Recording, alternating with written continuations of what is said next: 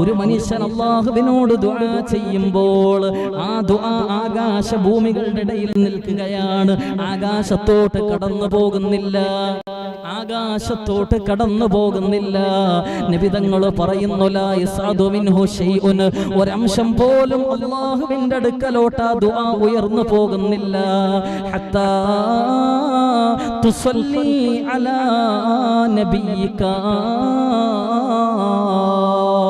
നിന്റെ നബിയുടെ പേരിൽ സ്വലാത്ത് ചൊല്ലുന്നത് വരെ ദുആ പടച്ചറപ്പിന്റെ സവിധത്തിലോട്ട് കടന്നു പോകില്ല. അല്ലാഹു നിന്റെ ദുആ കേൾക്കില്ലെന്നോ ഹബീബ് നബി മുഹമ്മദ് മുസ്തഫ. ദുആ ചൊല്ലുമ്പോൾ, ദുആ ചെയ്യുമ്പോൾ എന്ത് വേണം? സ്വലാത്ത് വേണം. അവസാനം 2 സ്വലാത്ത് വെച്ചിരിക്കുന്നത് എന്തിനാ? കാണാൻ വെച്ചിരിക്കുന്നത്.